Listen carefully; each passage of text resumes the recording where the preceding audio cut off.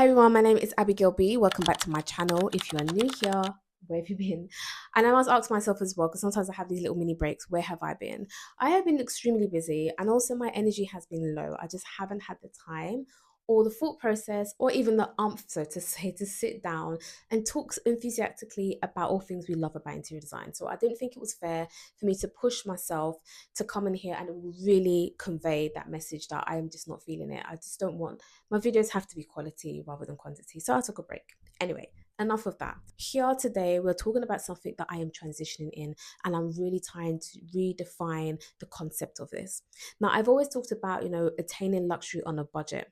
And of recent, I realized through my research and through my experiences that, okay, yes, you can achieve luxury without spending so much. And that's the key there. But budgets sometimes can be misconstrued. And although we do like DIY and we buy dupes and we try and do these things to try and get that look, sometimes we do have to spend that little bit more. And there's nothing wrong with that. If you are trying to achieve that, then you know you have to have the cash and the funds to achieve it. If not, cut according to your size. And that's as simple as that. So I'm trying to redefine it so that it's still attainable, but also realistic as well. Now, there's a few things that we see when we look at millionaire and billionaire homes that, perhaps doesn't resonate with us. One thing I would say is the size of the property. Like, it's absolutely massive because they have the land and they have, the cash flow to be able to afford a home of that size. That's absolutely fine. And if your home is very good, big, if your home is very big, then of course you have enough space to be very elaborate and also to maximize it to its full potential. However, there's certain components that they do that we can bring into our spaces as well. And that's what I'm going to talk about. And it's up to you, although I will do more videos about really understanding how we can achieve that. But it's up to you which points you want to pick out so that your home doesn't look cheap and you feel pride and you feel a sense of joy and you feel your own version of rich. People that have money, millionaires, if you look into their homes, there's a few things that you will see. And it's common within most of them. They love collectibles.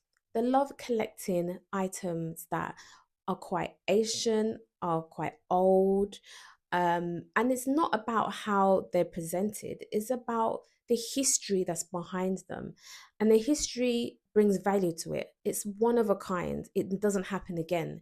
And that is what increases the value of that component. And how we can achieve that is if you're walking past an antique store, don't do it. Walk backwards, open the door, go inside and see what's there. And pick something that probably resonates with you, like, oh, I know, and evoke some certain feelings in you, like, oh, okay, this is how I feel looking at this. And you start picturing, okay, this is where I can put this in my home. This is how it would balance and coordinate or connect with some of the features in my home. Because I don't want you to just be bringing in trash and things that don't look right.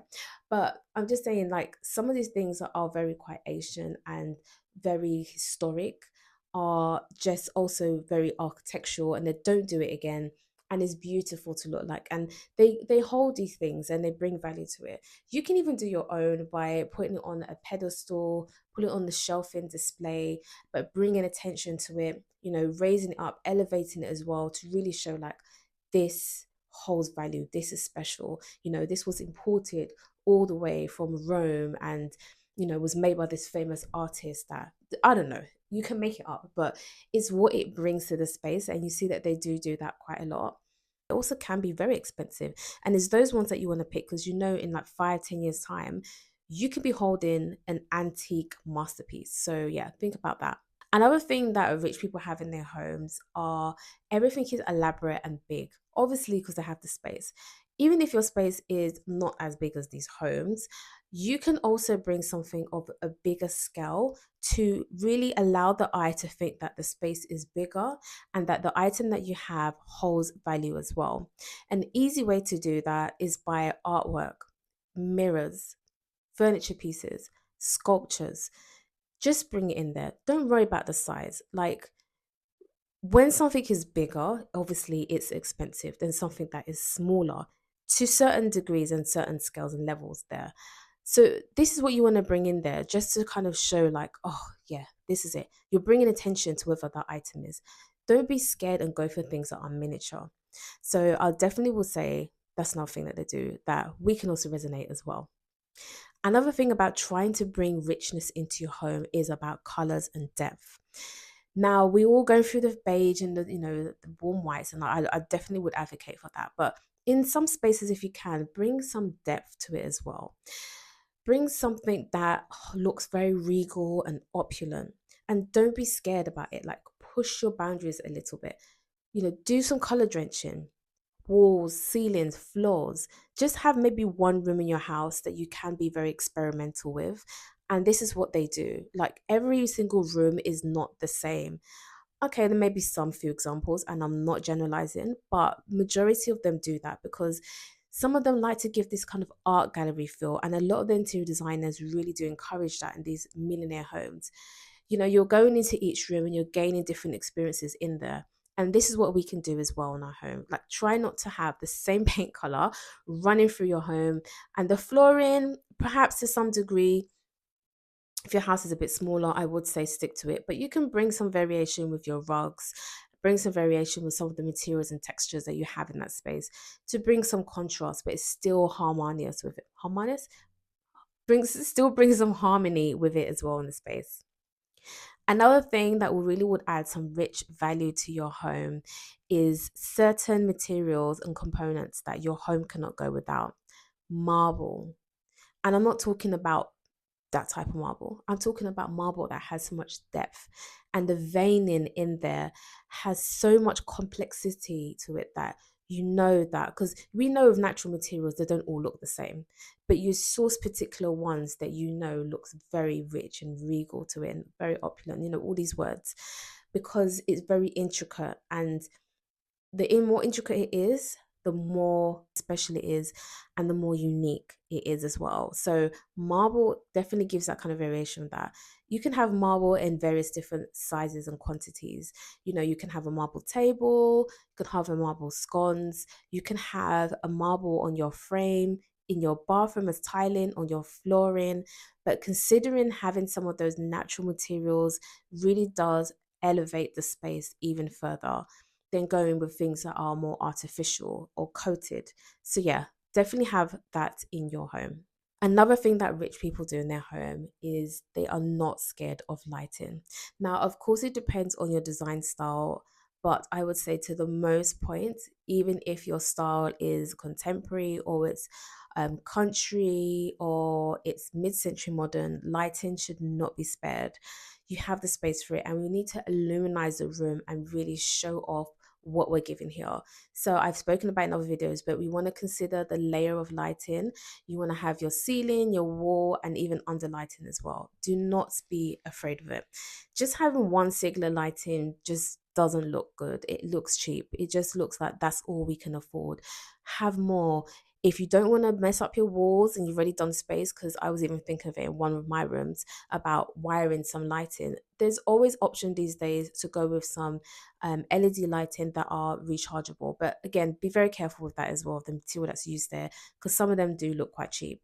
But yeah, have some on your wall, even if you get a real one and there's no lighting to it. I can't believe I'm advising this, and there's no lighting to it, but you just want it on the wall just to kind of give that kind of artistry and design to the space with it because it looks so beautiful, then do it, yeah, think about strobe lighting, think about ambient lighting, but yeah, just maximize your lighting in the room.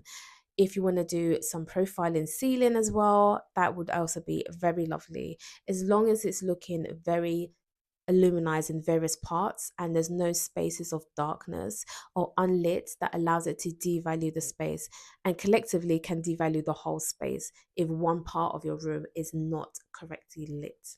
So yeah, definitely consider that. Another thing is about intention and the uniqueness. Think about artistry, think about architectural design, things that are misshapen, things that don't look the norm.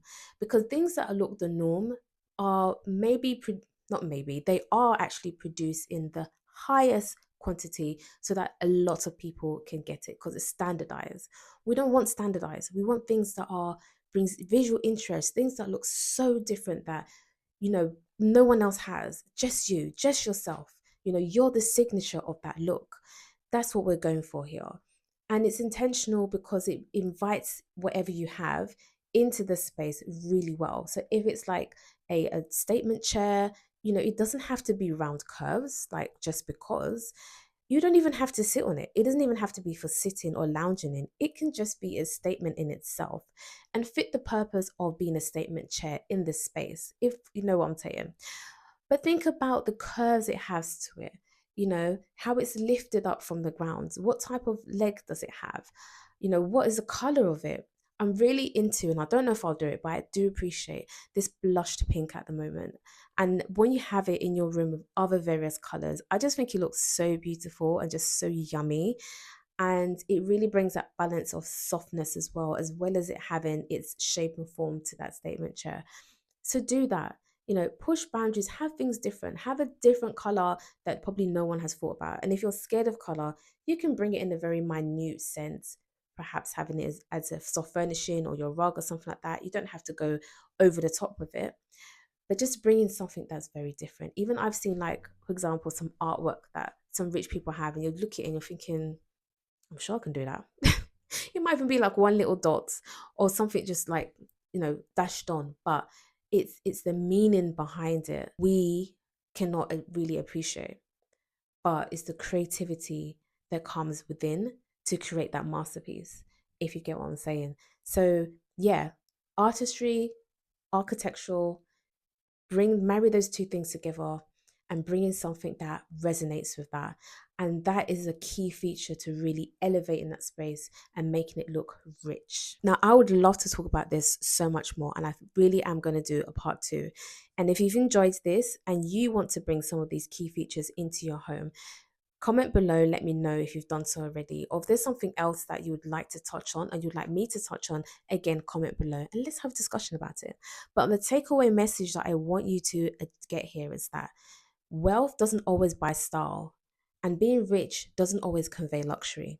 Just because you have the money, buying the designer stuff, not putting it together is not going to hold its value. And perhaps having help with an interior designer like myself can help to really harmonize those things together so that you get the optimal results that you're trying to achieve, which is luxury design. Now, if you understand that thought process, then you're on good track. And I would like to discuss more. So please make sure that you subscribe, follow me on Instagram and TikTok as well, and let's have a discussion about how I'm redefining luxury.